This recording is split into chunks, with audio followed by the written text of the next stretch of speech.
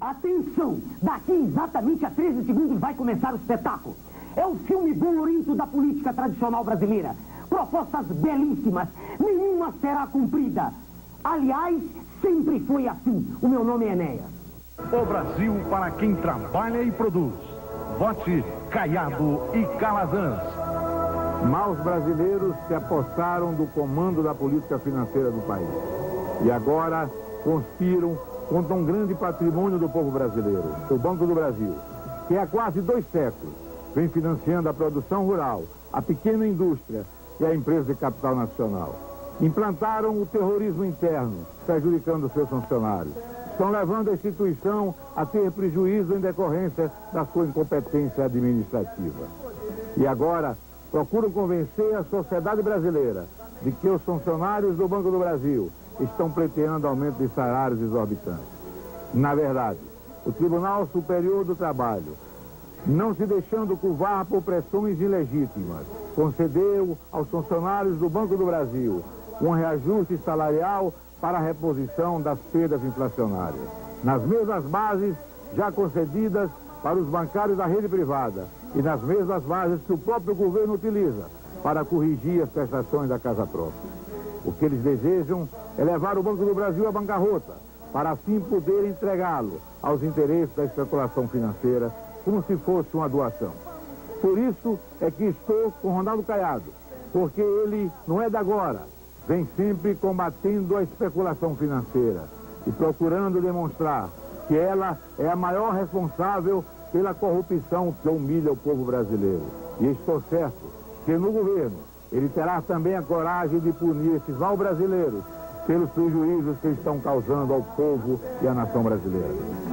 E é por isso que é compromisso nosso, meu e de Camilo Calazans, para resgatá-los desse plano no Brasil e fazer com que esse plano volte às suas origens e fazer com que esse plano no Brasil seja de novo o maior plano rural do mundo, para que esse plano, minha gente, possa voltar a financiar quem produz e quem trabalha e mostrar que a força desse país vem do interior.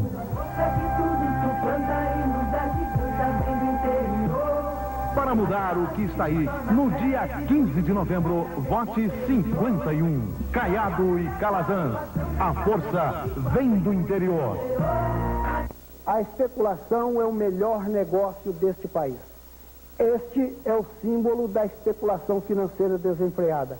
Apesar de procurado, ele vive como um príncipe na Europa. Até quando chega? Mobilização nacional. O caminho da independência, da verdadeira liberdade. PMN, o Partido da Mobilização Nacional. Celso Branco para presidente. Para vice-presidente, José Natan. Meus amigos, vamos nos unir em torno do PMN para que a gente possa fazer uma grande mobilização nacional para resolver todos os problemas do Brasil. Quando dizemos que o Partido da Mobilização Nacional é o primeiro partido brasileiro, queremos dizer que é o primeiro que está baseado numa doutrina nascida no Brasil. E é o primeiro partido do terceiro mundo, porque foi feito para resolver os problemas específicos dos países até agora marginalizados. A sua doutrina está exposta em 7 livros, todos de autoria de Celso Branco, nosso candidato à presidência da República. Esses livros, essenciais ao conhecimento da realidade brasileira, são os seguintes: A Mobilização Nacional, que serviu de base à criação do partido, mostra que a única forma de um país subdesenvolvido transformar-se em desenvolvido é pela mobilização de todo o seu povo. O Grande Despertar, sobre o programa do partido, mostra que no Brasil de nossos dias, os fatos são mais inteligentes que os homens e que o grande líder nacional é a crise, a mais grave de nossa história, que está abrindo, mostrando o caminho para o nosso povo. Quem tem medo da moratória, dedicado ao estudo da dívida externa, apresentando como solução uma declaração de moratória conjunta pelos países devedores e a convocação de todas as nações do mundo para a criação de um novo sistema financeiro internacional. A Revolução Brasileira, sobre a Inconfidência Mineira, em que Celso Brandt reconhece o único projeto político que o Brasil teve até aqui, por identificar na falta de soberania o maior problema nacional. O projeto nacional que nós oferecemos ao Brasil está baseado numa ideia fundamental, que é a ideia da mobilização nacional. Esses livros poderão ser adquiridos nas livrarias ou na sede do Partido da Mobilização Nacional, na Rua Senador Dantas 80, sala 907, Rio.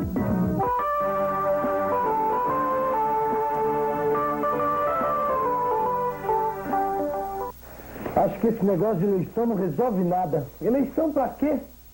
Acorda, Brasil! Candidato pra mim é tudo igual. Vou votar em qualquer um. Acorda, Brasil! Nesse ponto da campanha, você já começa a perceber quais são os candidatos que vieram apenas para fazer promessas e qual o candidato que tem proposta. Precisamos de candidato com proposta. Por isso, a Bahia estará com Armando em 15 de novembro. Esse é o nosso candidato, o candidato que tem proposta. A proposta é imaginar algo novo, diferente, que possa ser executado, possa ser feito de verdade. Como a nossa proposta, a do PNB. Com o imposto único e a implantação do municipalismo em nosso país. Isso significa acabar com todos os impostos existentes e a cobrança de apenas 3% sobre a renda per capita de cada cidadão, economicamente ativo entre 16 e 65 anos.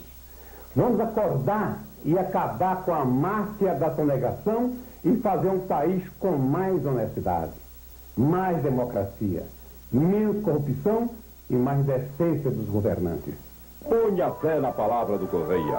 Armando Correia, presidente, número 26. Você sabe o que é municipalismo? Armando Correia é o candidato a presidente pelo PMB, Partido Municipalista Brasileiro.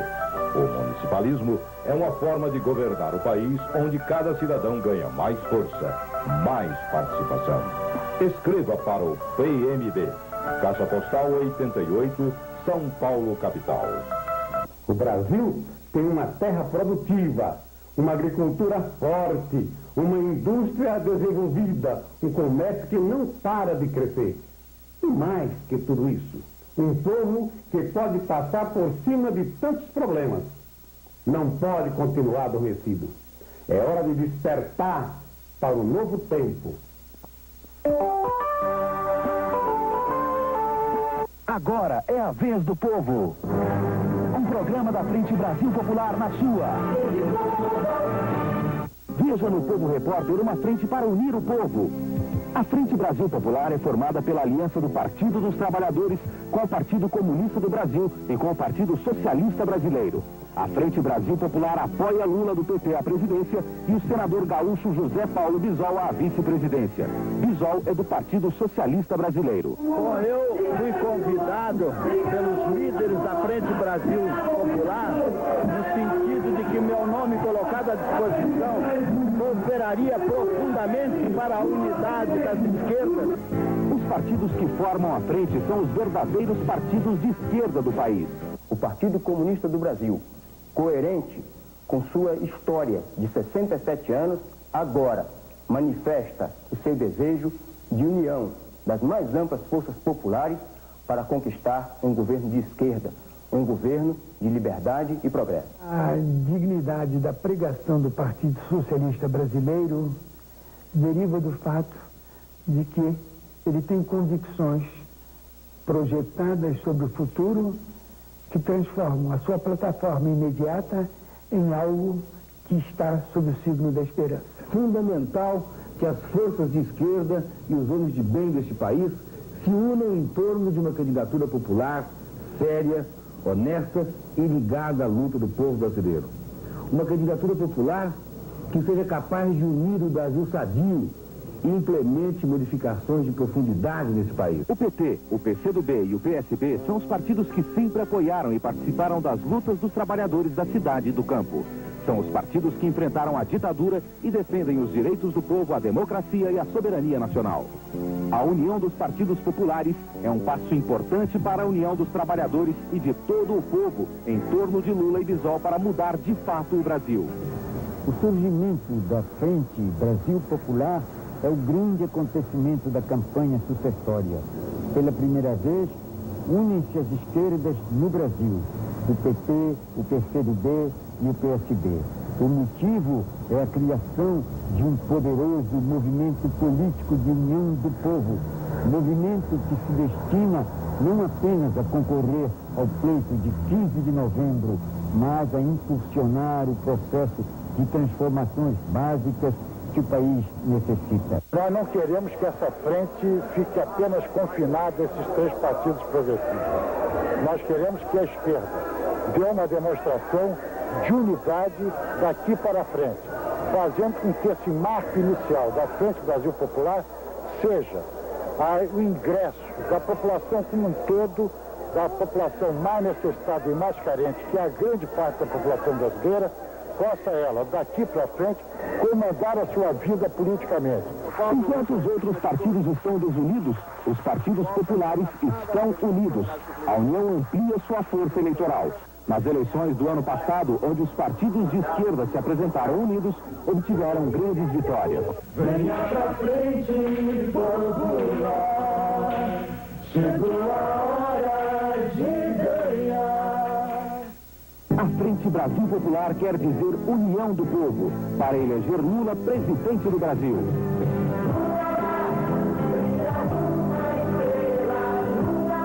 Nós, Bisol, eu e você, vamos ter que, na frente desse povo, assumir um compromisso.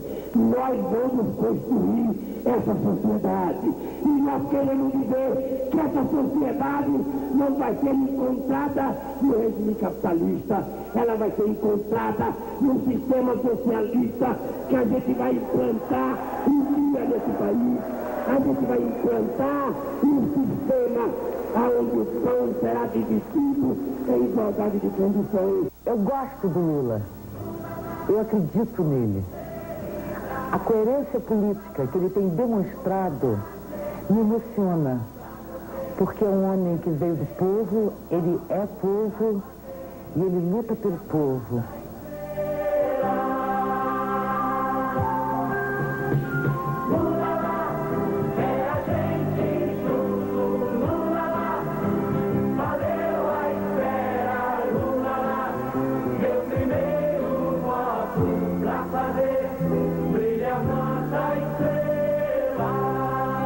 Você acabou de assistir mais um programa da Frente Brasil Popular. Zamir não promete, Zamir faz. Isenção dos impostos para caminhões e táxis já. O motorista de táxi, não só de São Paulo, mas do Brasil, está precisando de uma força nova. E achamos nesse homem a sua sinceridade, a sua lealdade, e aqui nós estamos, batalhando junto e temos certeza que vamos chegar lá, se Deus quiser. A lei merece o nosso agradecimento. A solução é aumentar o angu da gamela de modo a que chegue para todos. Enquanto A e B têm um angu e C, D e E estejam condenados a jejum, o problema não terá solução. Monteiro Lobato. Jornal do Brasileiro. Atenção, atenção. Ouviremos nesse instante, em edição extraordinária, a palavra do jornalista Antônio Pedreira, candidato à presidência da República pelo Partido do Povo Brasileiro. Amigos, todos os jornais do país dizem que o Tribunal Superior Eleitoral vai reunir-se brevemente para caçar minha palavra ou para me censurar. Mas vão caçar a palavra do candidato do Partido do Povo Brasileiro, censurar o homem que defende o povo como eu defendo. Mas acontece que eu sou baiano. E o baiano burro nasceu morto. Acontece que o tribunal não é venal. E o Tribunal Eleitoral não é muro de lamentações para transfugas fuxiqueiros criarem problema para os candidatos, como no meu caso em particular. Eu estou preocupado, sim, com a causa do povo brasileiro. Eu estou preocupado, sim, com a distribuição de renda. Eu estou preocupado, sim, em ensinar o problema habitacional desse país. Eu estou preocupado, sim, em eliminar a figura nefasta do atravessador. Estou preocupado, sim, em implantar nesse país a reforma agrária. Estou preocupado, sim, em solucionar a seca do Nordeste. Estou preocupado, sim, em matar a fome dos brasileiros. Esta é a nossa preocupação. Agora, os candidatos se sentiram ofendidos porque nós aqui apresentamos ao povo brasileiro quadros que mostram quem são essas pessoas. Se eles estão incomodados, então que venham para um debate neste instante, desde já. Ficam convidados os senhores Leonel Brizola e o senhor Collor de Mello, para que venham debater comigo as questões nacionais, que eu as conheço muito bem. Perguntaram-me por que não atacava o presidente Sarney. Olha, eu não tenho nada que atacar o presidente da República. Eu defendo a autoridade e o povo. E depois, o presidente José Sarney, segundo me consta, não é candidato a nada. Ele é, sim, candidato ao lustre estadista. É candidato à galeria dos ilustres estadistas. Agora, eu, caçado por defender o povo... para presidente, meu bem.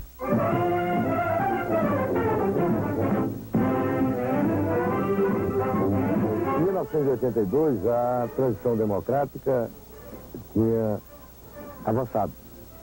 Tínhamos conquistado eleições diretas para governador, os anistiados já estavam presentes, inclusive Miguel Arraes aqui entre nós, e eu fui reeleito deputado federal pela legenda do PMDB, mas já muito claramente definido como um homem de esquerda.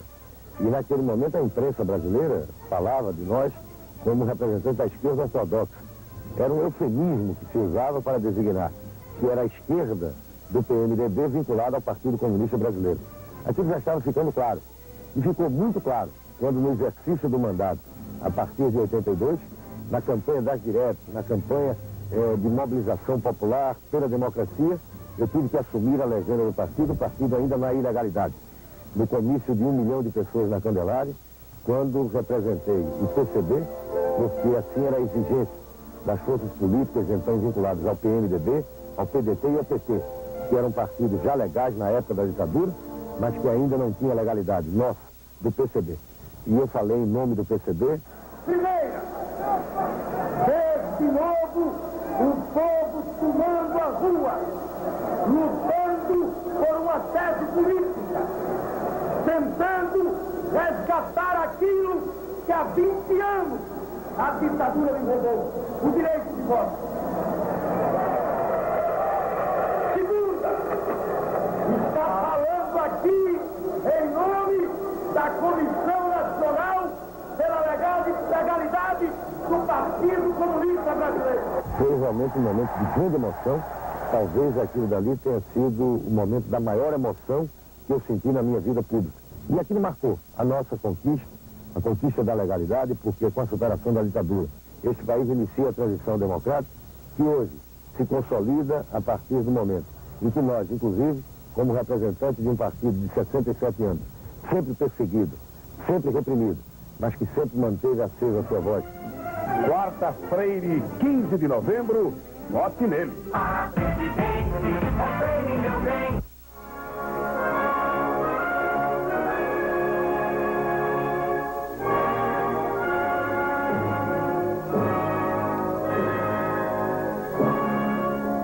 Povo brasileiro, é sempre bom relembrar.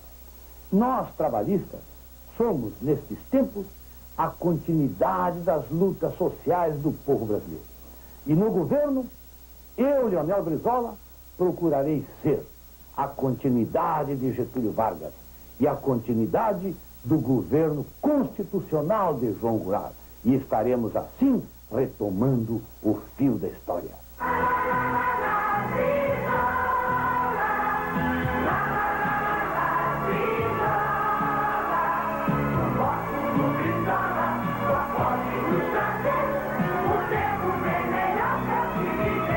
Eleição direta na torcida do Fluminense. A prévia do Jornal do Brasil deu Brizola na cabeça. Brizola deu goleada mais uma vez. É isso aí. Quem conhece o Brizola, vota no Brizola.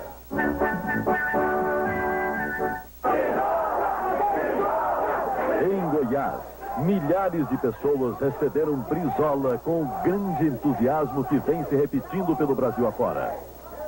Sempre acompanhado pelo senador Mauro Borges, Brizola percorreu as ruas de Goiânia numa grande carreata. E no diretório do PDT, Brizola recebeu a adesão de importantes lideranças locais. Vamos juntos, vamos retomar o fio da história, vamos recolocar o nosso país nos trilhos, vamos abrir uma perspectiva para o povo brasileiro. Brizola sabe que está chegando a hora da verdade. Esse Collor, esse Afife e esse Maluf são filhotes da ditadura. Nasceram na ditadura, cresceram na ditadura, engordaram na ditadura. Estão aí agora, bancando os reformadores, atacando esse governo que está aí. Mas é tudo para lograr aos nossos semelhantes, para lograr ludibriar, enganar o povo brasileiro. Quem não vê que qualquer um desses três do governo, olha, eu nem comparo com o Sarney, vão ser piores do que o Sarney, para eu não ter tema lá, porque são iguais. Na TV de Goiânia, Brizola falou mais de uma hora.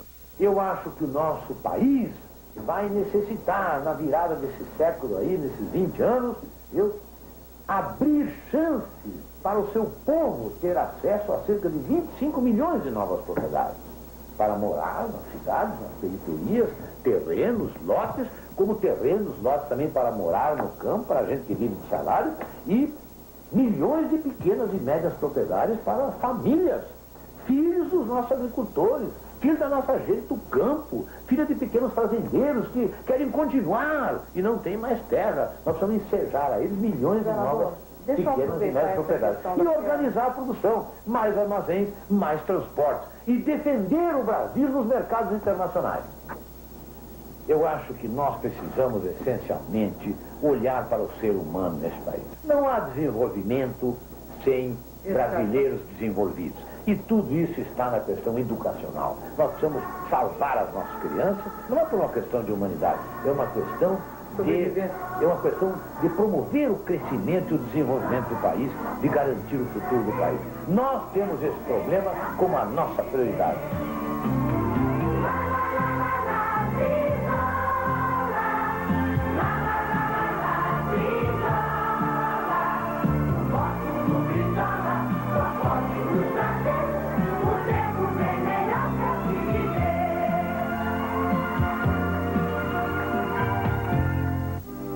O povo do Rio Grande do Sul e o povo do Rio de Janeiro estão com Brizola.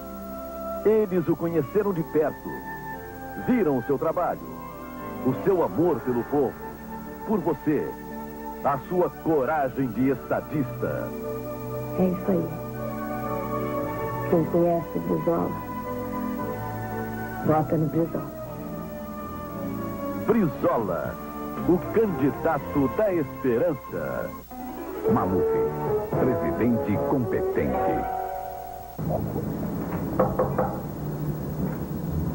Posso falar com o diretor? Pois não, é comigo. Com licença.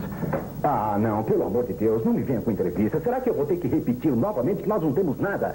Não temos seringa descartável, não temos esparadrapo, não temos algodão, não temos álcool, não temos material para limpeza, nada. E já há mais de 3 meses, o INAMP não acerta a conta com a gente. Tanto que na semana que vem, vamos ter que fechar as portas. O que mais a senhora quer saber? Eu só vim para perguntar em quem o senhor vai votar. Bem, tem aí um presidenciável desses que fala na televisão, que garante que vai pôr ordem na saúde desse país. E ele já provou, através dos anos, que sempre cumpre o que promete. É nele que vou votar. Agora, com licença, que eu tenho mais o que fazer. Com licença. Ninguém em sua consciência no Brasil está satisfeito com o tratamento que a saúde pública dá ao trabalhador. O dinheiro vai para Brasília, para o bolso do governo, e não volta para amparar a saúde do trabalhador. Vamos destinar 7% daquilo que teria que ser arrecadado para ficar na própria empresa, num fundo que vai ser administrado pelo próprio trabalhador, que vai escolher livremente o médico e o hospital da sua confiança. Quando eu for presidente, o governo não será patrão do povo. é o povo que será patrão do governo. Maluf, presidente competente. Belém saúda Maluf entusiasticamente. No aeroporto, 2.000 pessoas deram a Paulo Maluf a demonstração de que acreditam na sua força de trabalho e competência. Maluf, precisamos do presidente competente. Já foi prefeito, já foi governador de São Paulo. São Paulo é a maior cidade do Brasil. Estamos como um Maluf, Paulo Maluf. À frente de grande carreata, Paulo Maluf desfilou pelas principais ruas de Belém. No Brasil ainda se discute se o doente é um doente federal, se é um doente estadual ou se é um doente municipal. Falta vacina contra meningite, falta vacina contra varíola, febre amarela e paralisia infantil. Vamos providenciar todos, eu e vocês, que esses postos de saúde funcionem e que tenham leite à vontade para a criança e para a mãe carente. Também nos hospitais doinamos as coisas que não funcionam. Eu peço um crédito de confiança de 6 meses. Além de eu fazer junto com você as coisas funcionarem, nós vamos estabelecer dentro de cada empresa um fundo administrado pelo trabalhador, onde você vai poder escolher o médico da sua confiança e o hospital também da sua confiança. Eu e você, no nosso governo, vamos resolver o problema da saúde do Brasil. Claro que sim. Porque Maluf é mais competente. Então, telespectador. Sei lá, lá, lá, sei lero, lero, chega de incompetência, é Maluf que eu quero. Sei lá, lá, lá, sei lero, lero, chega de incompetência, é Maluf que eu quero. Chegou a hora de eleger um presidente que conheça nosso povo e que seja competente. Tem muita gente dizendo que é sua vez, mas já teve sua chance e nessa chance nada fez. Sei lá, lá, lá, sei lero, lero, chega de incompetência, é Maluf que eu quero. Sei lá, lá, lá, sei lero, lero, chega de incompetência, é Maluf que eu quero. Maluf, presidente competente. O melhor presidente. Desde os tempos do Império, o Nordeste tem sido esquecido. Quanta coisa foi prometida para o Nordeste e não foi feita. Mas o Nordeste é a região mais possível do país. Eu vou mostrar para vocês um pedaço do Nordeste que deu certo, do Brasil que deu certo. E é livre iniciativa, na Fazenda Maísa, na cidade de Mossoró, no Rio Grande do Norte. Você está vendo aí um verdadeiro oásis nesse deserto. Porque foi o trabalho do nordestino. A irrigação que foi feita pela livre iniciativa. No nosso governo, nós vamos transformar todo o Nordeste numa zona possível. Eu desejo ser o melhor presidente da República que o Nordeste já teve. Vamos motivar e estimular a livre iniciativa para fazer o Nordeste que eu quero, do Brasil que nós desejamos. Povo brasileiro, todos sabem que o vírus da AIDS é transmitido através do sangue. O sangue não pode ser comercializado. Na Constituinte, o AFIF votou pela sua comercialização. Você quer colorir? Então vote em marronzinho, a cor brasileira. Se o povo vota errado, a culpa é da imprensa. 500 milhões de dólares foram gastos em parte da imprensa para transformar marronzinho num monstro e marginal. Mas os corruptos já estão tremendo, porque marronzinho vai falar. Guarde seu voto. Marronzinho é o povo como ele é. Para presidente, Marronzinho, 42. Não, mas tenho essa ideia. Os outros, como Collor, Maluf, tudo papo furado, viu? Eu sou o Mário e tô com ele e não abro.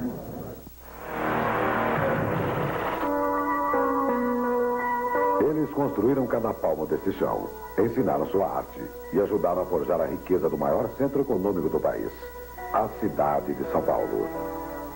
No fim da jornada, apanhados pela crise financeira, eles se tornaram prisioneiros da terceira idade, condenados ao isolamento. Não podiam sequer andar livremente sobre o que era seu. Em 83, ao assumir a prefeitura, Mário Covas deu um passo histórico.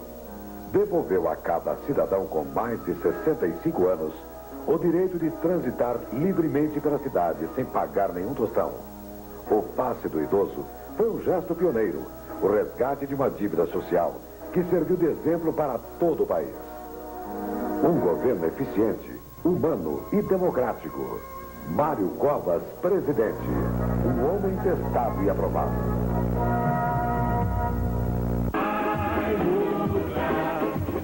Mário Covas em São Paulo. Na inauguração de mais um comitê no Sumaré, Mário Covas ganhou um atestado que muita gente nunca vai conseguir. Um atestado do povo brasileiro. O senhor está eleito. Ah, não estou não. Não tem nada contra o senhor, não tem nada. É o único, o senhor é o único. Depois, Mário Covas prometeu levar o povo ao Palácio do Planalto em Brasília. 15 de março, não é um dirigente que vai tomar posse. É o povo brasileiro que vai tomar posse.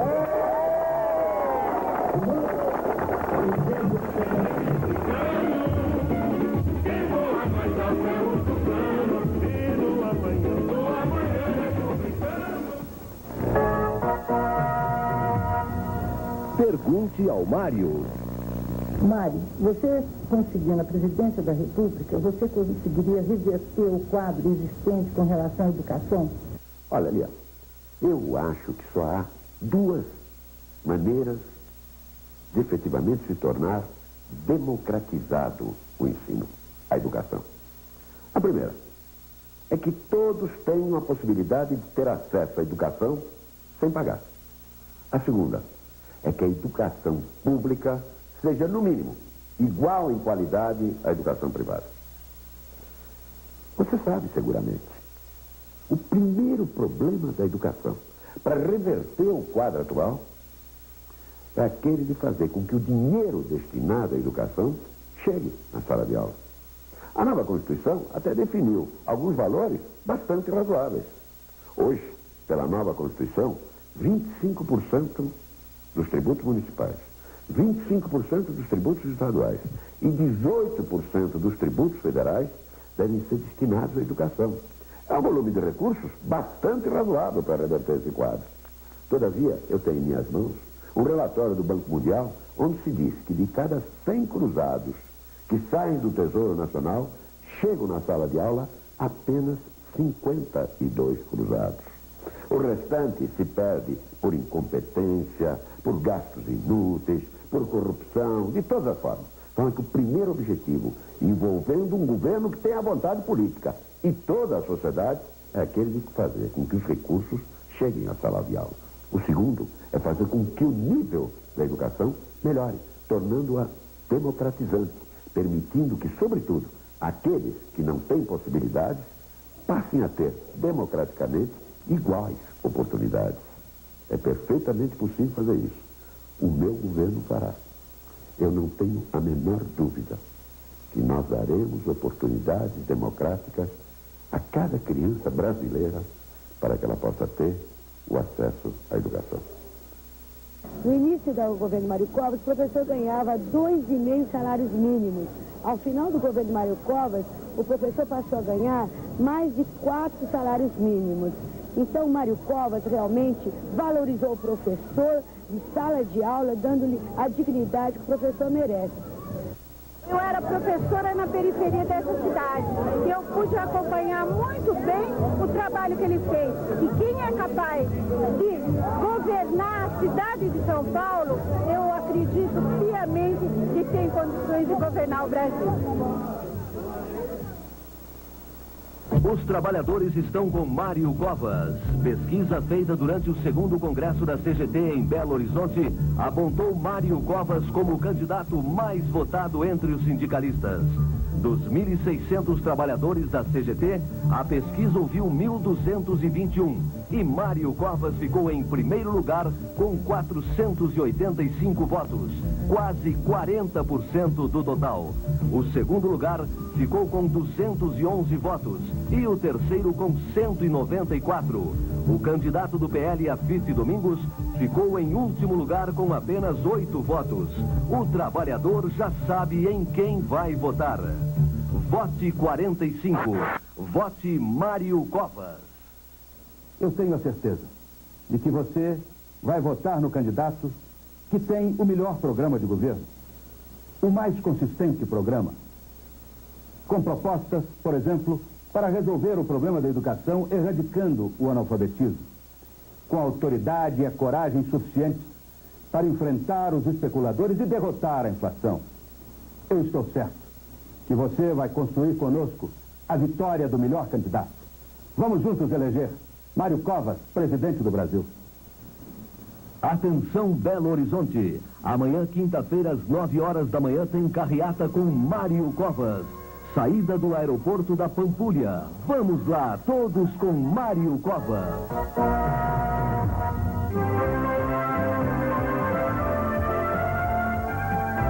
Ulisses 15, presidente. A política de combate à miséria entre pessoas e de desigualdade entre regiões será prioridade absoluta em meu governo. Daqui a pouco, Ulisses apresenta soluções para o Nordeste. Vota em quem? Ulisses Guimarães. Por quê? Porque eu tô pensando no futuro dele e das outras crianças brasileiras. Eu voto na competência, na honestidade e na única reserva moral que esse país possui, que é Ulisses Guimarães. Ulisses, presidente. O Brasil precisa de um estadista. Quantas vezes você já ouviu isso nessa campanha?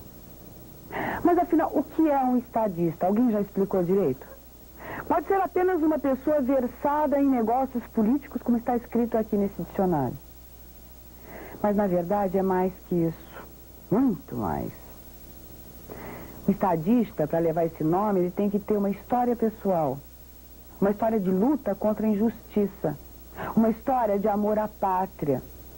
O estadista, ele tem que entender seu povo, tem que se angustiar com as angústias dos seus irmãos. E mais importante, ele tem que usar a força, a sua vontade de ferro, a sua inteligência em favor dos mais fracos. O estadista, ele precisa falar de igual para igual com todos, com os mais poderosos e com os mais humildes. O estadista tem que saber falar com todos. Ele tem que saber costurar as esperanças, unir os apoios, abrir o caminho para o crescimento. O Brasil só tem um homem que cabe dentro desse perfil. Ulisses Guimarães. Ulisses, presidente. Eu voto no Ulisses Guimarães. Por quê? Porque ele eu já sei como é que ele se comporta nos momentos difíceis. Com ele eu já sei para onde é que o país vai, eu tenho certeza como é que ele vai se comportar. Os outros eu não sei como é que os outros se comportam diante da dificuldade. Ele eu sei. E você, vota em quem? Ulisses Guimarães.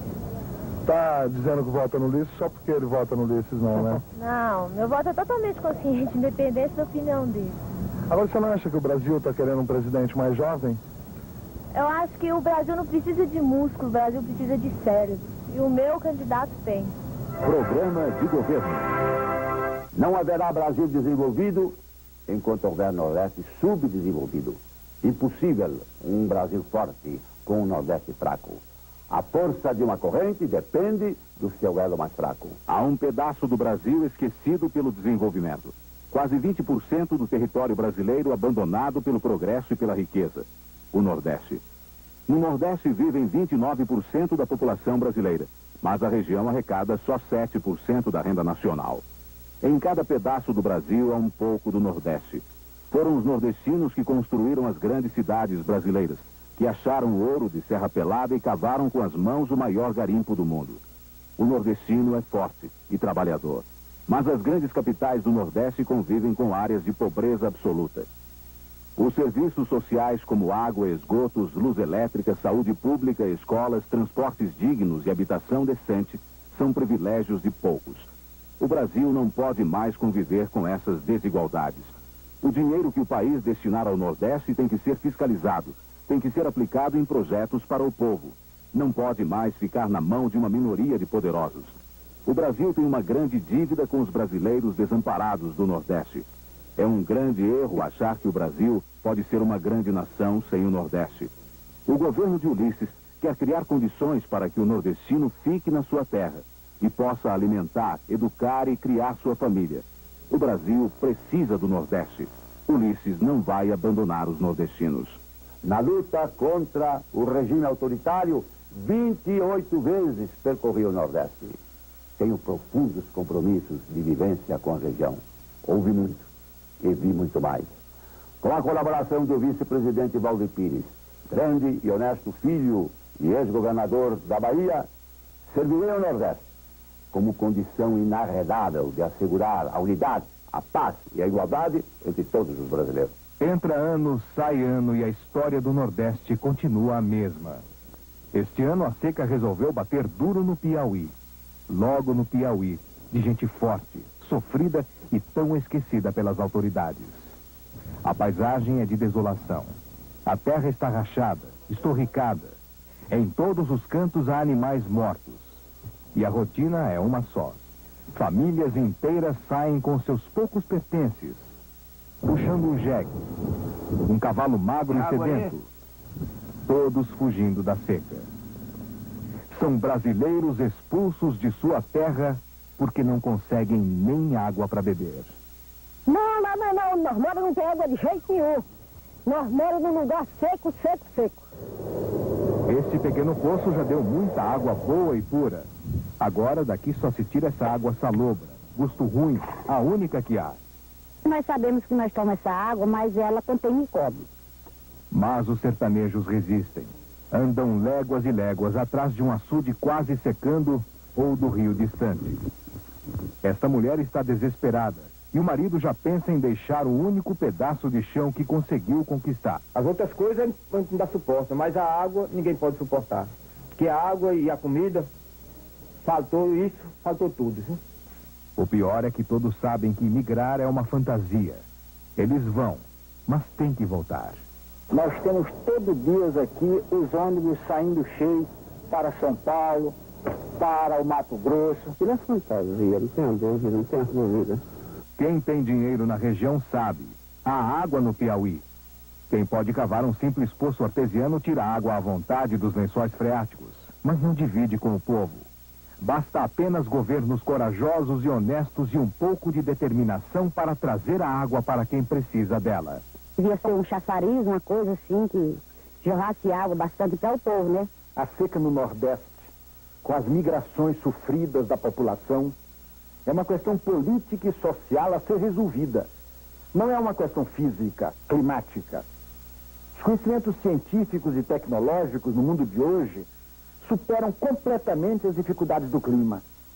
O Brasil conhece a tecnologia que acabou com esse problema em regiões muito mais áridas, como as de Israel, da Espanha, da União Soviética ou da Califórnia, nos Estados Unidos. A seca é hoje, na verdade, um problema social, que tem interessado as oligarquias atrasadas para a manipulação do clientelismo político e da corrupção.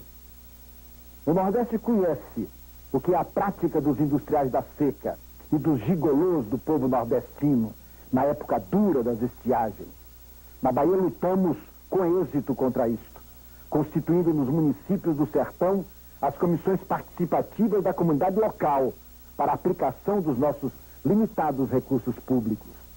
É possível acabar a situação dolorosa e triste da população flagelada da seca, realizar as aspirações do Nordeste, de ter água para beber e água para plantar, de ter terra, de ter comida, pelo trabalho e pelo emprego para o seu povo, de modernizar-se e de progredir. Esse compromisso Ulisses assumiu com o Nordeste. Ulisses, presidente. A política de combate à miséria entre pessoas e de desigualdade entre regiões será prioridade absoluta em meu governo. Impõe-se abolir a descontinuidade das ações. Quando as chuvas voltam, os programas são interrompidos. Assim, não passam de estéreis experiências piloto. Os órgãos de desenvolvimento regional serão instituições integradas e não superpostas ou paralelas, alimentando o colossal desperdício nacional. O programa de governo de Ulisses para o Nordeste inclui Ataque concentrado à miséria, especialmente nas áreas metropolitanas, com ampliação dos investimentos em saúde, educação, saneamento, habitação.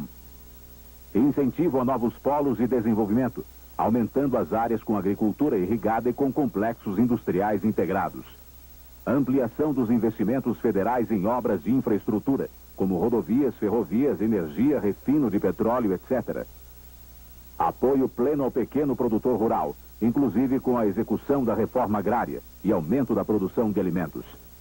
Recuperação das atividades tradicionais, como agroindústria, canavieira, cacaueira e salineira. Coordenação dos recursos investidos pela União, Estados e municípios, com fortalecimento da SUDENE e do seu Conselho Deliberativo. Não haverá Brasil desenvolvido enquanto houver Nordeste subdesenvolvido. Impossível um Brasil forte com um Nordeste fraco. A força de uma corrente depende do seu elo mais fraco. Bote fé no velhinho, o velhinho é demais. Bote fé no velhinho, que ele sabe o que faz. Vai levar o Brasil, foi a pau que assumir e acabar com a molecagem que tem por aí. Bote fé no velhinho, o velhinho é demais. Bote fé no velhinho, que ele sabe o que faz. Vai levar o Brasil, foi a pau que assumir e acabar com a molecagem que tem por aí.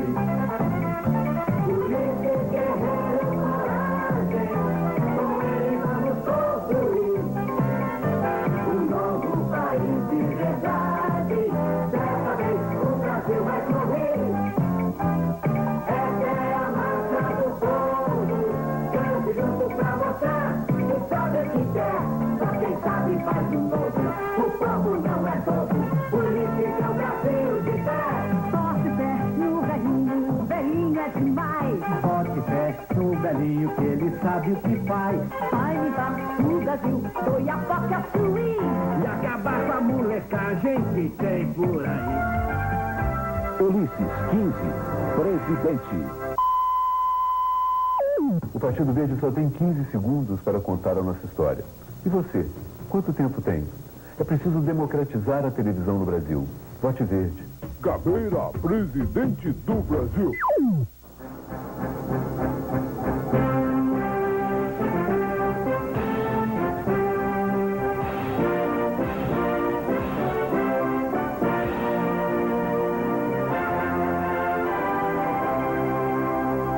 Minha gente, hoje vamos falar sobre comida. A produção agrícola cresceu muito nos últimos anos, mas este sucesso não se deve ao governo que aí está. Esse sucesso da agricultura aconteceu principalmente com o que se produz aqui para exportar. O Brasil plantou mais e colheu mais exatamente os produtos que vendemos para outros países. Exportar, é claro, rende dólares, mas o povo, minha gente, não come dólares. O povo come arroz e feijão. Este governo que aí está foi incapaz de definir uma política agrícola que defenda e proteja o pequeno e médio agricultores. Defender e proteger, minha gente, não quer dizer fazer favor nem doar nada. Quer dizer apenas tomar decisões que permitam o aumento da produtividade nas pequenas e médias propriedades. Quer dizer, o governo fazendo a parte dele, recuperando o Banco do Brasil como um grande instrumento de política agrícola, estabelecendo uma política de juros e correção monetária de acordo com a variação do preço do produto financiado. Garantir preços mínimos que remunerem o investimento, dar condições de armazenamento e escoamento da safra e aplicar à produção agrícola a biotecnologia de modo a aumentar a produtividade. O grande produtor, aquele que inclusive já negocia até no mercado internacional, não precisa tanto de ajuda. Basta que o governo não atrapalhe a vida dele. Para estes produtores, eu posso prometer que o governo não será em nenhum momento um obstáculo ao seu espírito empreendedor. Agora, o meu compromisso, a minha atenção especial vai ser com os pequenos e os médios produtores. A eles, o meu governo vai dar apoio muito forte. A política agrícola no meu governo vai ser feita para a maioria. Vamos produzir alimentos para acabar, minha gente, com a fome neste país. A agricultura no Brasil tem muita coisa errada. Vamos mudar isto. Para nós, isto vai ser possível, minha gente. Porque eu penso como você, como a maior parte dos brasileiros. Quem tem terra e não produz, vai pagar tanto imposto que vai achar melhor trabalhar nesta terra, ou então vai acabar perdendo sua terra para quem trabalha. Os poderosos, como nós sabemos, são minoria. A maioria somos nós. E agora, minha gente, finalmente, chegou a nossa vez. A agricultura no governo Collor vai ser assim. Banco do Brasil, o grande instrumento de política agrícola. Juros e correção monetária de acordo com a variação do preço do produto financiado. Preços mínimos que remunerem o investimento. Garantia de armazenamento e escoamento da safra.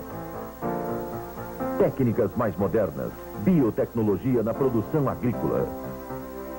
Um compromisso do governo Collor.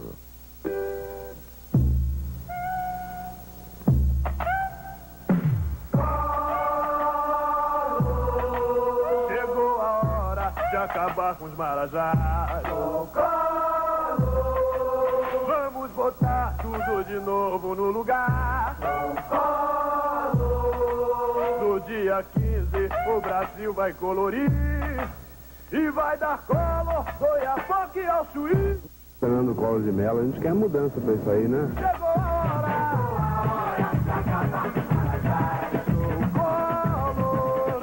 Porque ele é jovem, é idealista, é honesto. Vamos botar tudo de novo no lugar.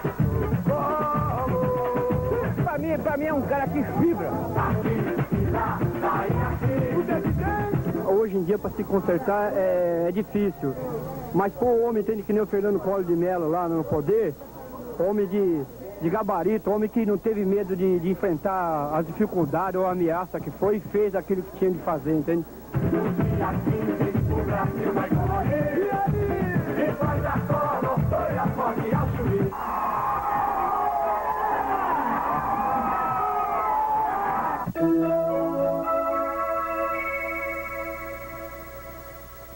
Você sabia que Fernando Collor foi um dos primeiros a denunciar a corrupção e a incompetência do governo e por isso foi chamado de inimigo número 1 de Sarney? Eu e você, juntos, vamos acabar com tudo isto que aí está. E agora com vocês o candidato que votou contra a unidade sindical. O nome dele é... Chegaremos lá, no Brasil, com a gente juntos chegaremos lá.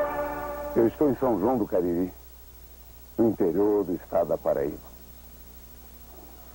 Daqui dessa região, ouviu-se pelo Brasil um grito angustiado do nordestino, que queria continuar na sua terra natal, que queria continuar na sua região, que queria continuar com a sua família, mas a natureza não permitiu. Ele gritou: só deixo o meu Cariri no último pau de arara. E teve que deixar. E por quê? Há quantos anos nós falamos do combate à seca? Há quanto tempo se ouve falar no Brasil de que o problema do Nordeste é a seca? E eu pergunto, cadê a solução para a seca? Eu estou aqui no leito de um rio, que durante o período das águas, das chuvas, chega a 8 metros de altura. Sabe para onde vai essa água? Vai toda para o mar. Por quê? Porque desde Epitácio Pessoa existe um projeto para essa região de fazer barragens. E não precisa de uma grande barragem, nós precisamos de uma série de pequenas e médias barragens durante todo o curso do rio, para que, durante o período das águas, esta água fique armazenada. E ela ficando armazenada, ela permanece, e ela permanecendo, a vida permanece. Gente, quanto desatino!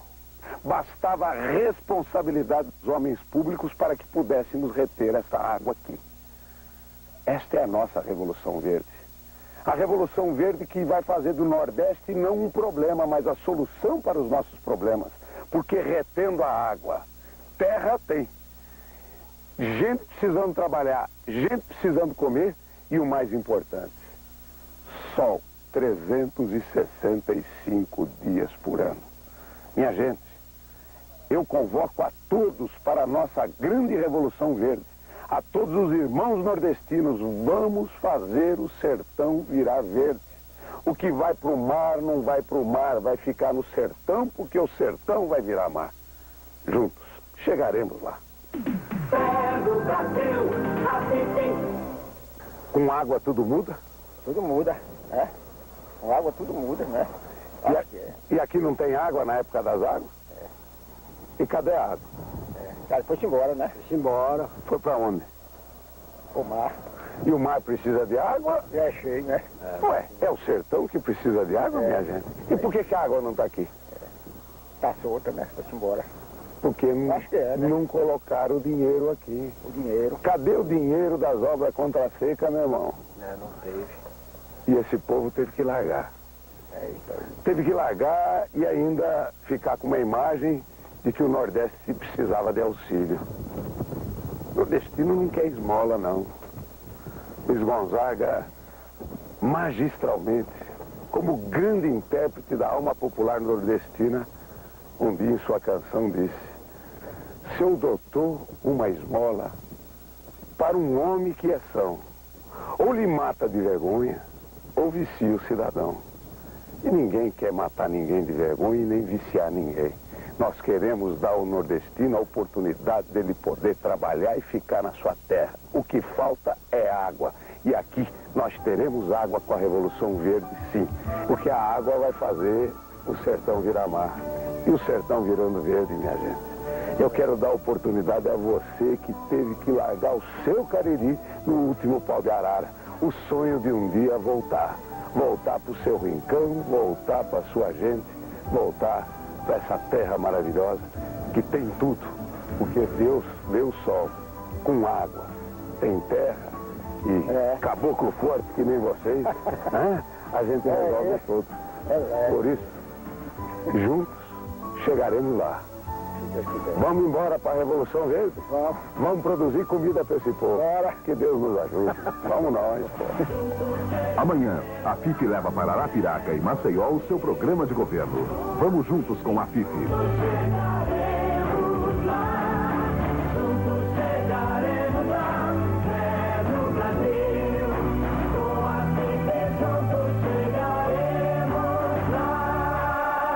Atenção, gente. Já falaram os engomados. Agora vai falar o encardido. Fala, Afonso. Olha, minha gente, o telefone continua quente lá no comitê. Não para de tocar. Nós estamos começando mesmo uma reviravolta nessa campanha. Guarde bem isso e preste atenção. Isso é uma reviravolta nessa campanha. Revolução pelo voto do voluntário. Veja aqui, a maioria veio do Brasil inteiro, mas houve uma predominância grande de São Paulo. O André Luiz Garcia, o Frederico Triunfo, o Ricardo Augusto, Maria Aparecida Lourenço, o Gilberto Borgulho, o Naú Rodrigues, que foi meu colega, aqui do Bozo da TVS, que é meu amigo, sou amigo dele, que é amigo das crianças, é meu amigo. A Áurea, que quer falar comigo, vou ligar para ela.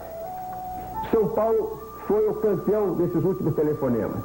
Por falar em São Paulo, eu hoje quero apresentar nesse programa, para conversar com você, o meu companheiro de chapa, o José Roberto Faria Lima, que é um político de São Paulo, se elegeu aos 29 anos deputado federal, foi pioneiro, foi precursor em defender e levantar e analisar o problema ambiental do país.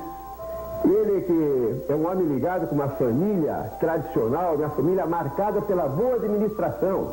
Quem não se lembra do Brigadeiro Faria Lima, que foi prefeito de São Paulo, eleito pelo povo de São Paulo? O Faria Lima, governador do Rio de Janeiro. E é ele que agora vai falar com vocês, vai dar um recado para vocês. Eu venho hoje para conversar principalmente com você, brasileiro de São Paulo. Você que, como eu, tem sangue nordestino, você que veio do Sul, de Minas, de qualquer ponto desse Brasil, até do exterior, para construir esse grande estado de São Paulo. Você que sabe que um país só se constrói com alicerce de dedicação, vontade, talento, criatividade e principalmente trabalho. E você que desde 82 nos acompanha pelo PTB, esse PTB que renasceu forte em São Paulo pelas mãos de Ivete Vargas, pelas caminhadas com Jânio Quadros em 82 e em 85 a Prefeitura de São Paulo, e principalmente em 86, uma grande página histórica que foi realizada em São Paulo com a campanha de Antônio Hermílio de Moraes. Você que nos deu 4 milhões de votos. Quase 4 milhões de votos. Você sabe que o partido de Antônio Emílio de Moraes era o PTB. E Antônio me escolheu para participar como seu vice naquela ocasião. Eu não tive dúvidas, não quis nem ser deputado federal, nem disputar uma Câmara de Deputados para participar daquela caminhada. Pois bem, o PTB já contribuiu com isso, uma nova tônica, um novo PTB. E hoje eu estou com o Afonso, defendendo as mesmas ideias. Aquilo que nós semeamos em São Paulo nas caminhadas que fizemos para os 400 municípios do Estado. Portanto, a você, brasileiro de São Paulo, que tem uma responsabilidade maior, porque você vive antecipadamente o amanhã. Você vive o Brasil do futuro, o Brasil do terceiro milênio. E você que se encantou e sentiu as propostas do PTB, eu lhe faço um convite. Venha conosco. Vamos juntos até o dia 15 de novembro. O PTB é a própria história do trabalhador brasileiro e suas conquistas sociais. O PTB de ontem nos traz a memória de Getúlio Vargas. O PTB de hoje são os compromissos de Afonso Camargo com a classe trabalhadora. Ontem, o salário mínimo, o direito às férias, o repouso remunerado, a jornada de trabalho de 8 horas, o direito do voto à mulher. Hoje, o PTB de Afonso Camargo é o seu vale transporte de todos os dias. É o PTB de Afonso Camargo que vai lhe garantir, trabalhador brasileiro, o vale almoço obrigatório, para que não lhe seja mais negado o sagrado direito ao alimento. É o PTB de Afonso Camargo quem vai garantir para você, trabalhadora brasileira, o vale creche obrigatório, para que você trabalhe tranquila, certa de que seus filhos terão garantidas a educação, a comida, a assistência médica. O curso da história se encontra mais uma vez. O PTB de Getúlio é o PTB de Afonso, por uma vida mais digna para todos. Afonso Camargo, o presidente do trabalhador. Oi, gente, eu só apareci na televisão brincando, mas agora falando sério, vamos voltar no Afonso Camargo. Obrigado. Vote Afonso. Vote 14.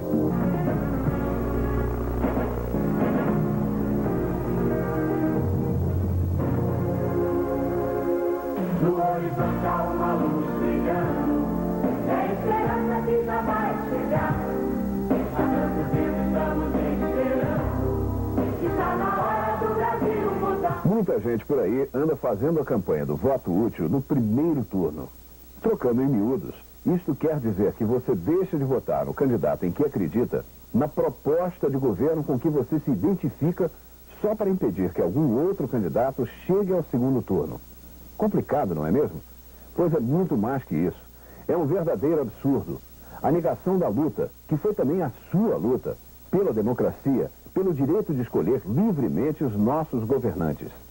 Ouça com atenção o que Cláudio Lembo, o vice de Aureliano, tem a dizer sobre isso. Essa eleição é diferente. Ela vai acontecer em 2 turnos. No primeiro turno, você deve escolher o candidato que está de acordo com a sua consciência, que poderá representá-lo na presidência da República. E assim você pode levá-lo ao segundo turno, quando apenas 2 irão disputar. Porém, nesse turno, o seu voto não pode ser um mero voto útil. Não pode ser um voto de biblioteca. Tem que ser um voto que representa o que melhor você pensa e quer de um candidato. E certamente, se você analisar todos os candidatos, irá constatar que o melhor, o mais qualificado, aquele que conhece efetivamente o Brasil, é Aureliano Chaves. Austeridade, autoridade, dignidade. Aureliano, 89.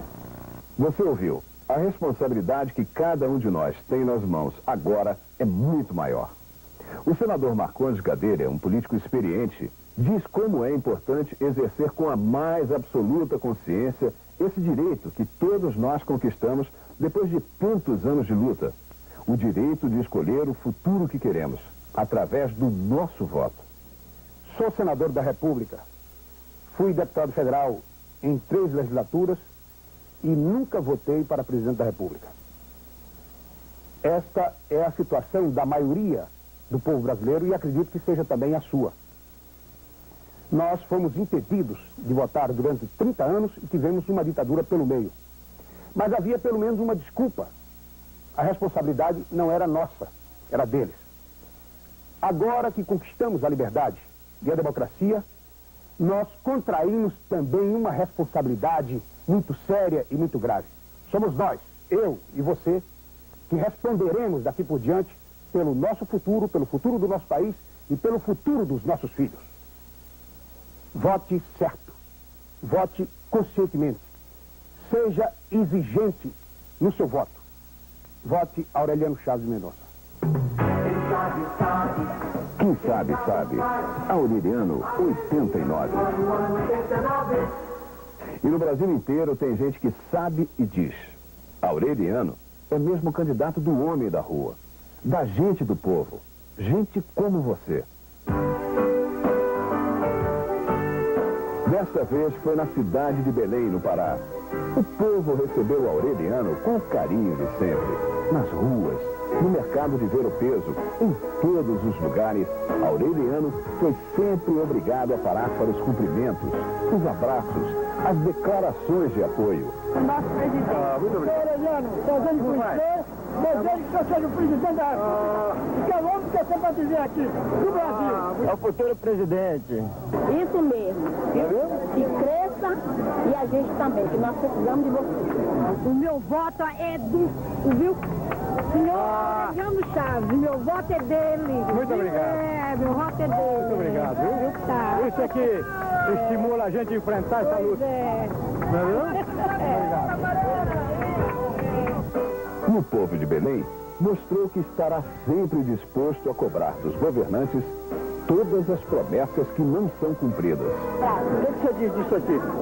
Aposentado não se reajuste. Isso é um fim do mundo. O que diz disso? A manchete do jornal diz: aposentados não terão reajuste. Isso é assassinato, não é um crime? É evidente. Olha aqui, não é possível que o sujeito que levou uma vida dedicada ao país, consumiu a sua mocidade, 35 anos de trabalho, consumiu sua mocidade servindo ao país, no momento que ele precisa ser ajudado, vira-se a porta para ele. O silêncio dos aposentados está sofrendo. Vou lembrar com o respeito que vocês merecem.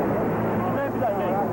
E o povo já se acostumou a conversar com Aureliano de maneira franca, objetiva, direta, porque sabe que ele está identificado com os problemas de todas as classes trabalhadoras.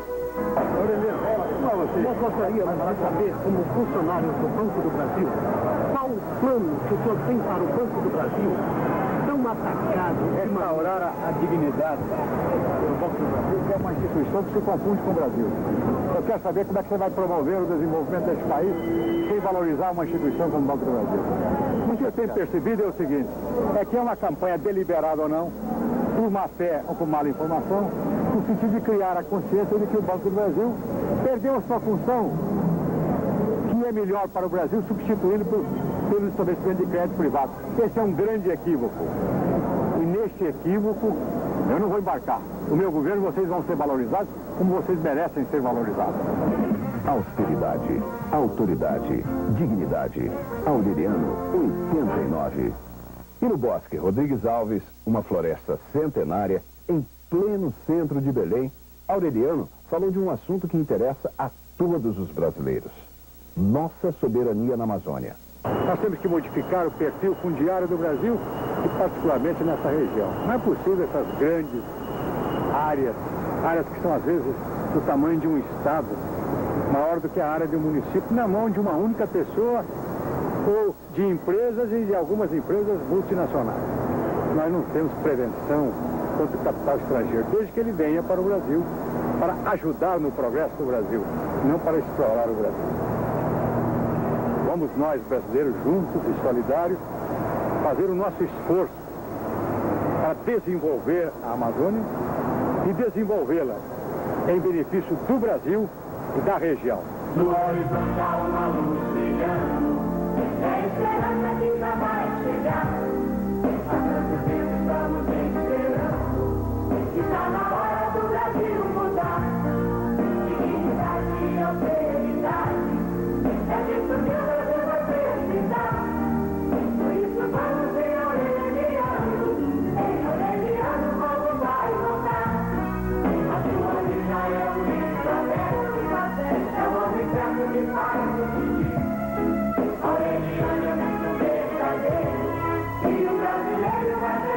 feliz.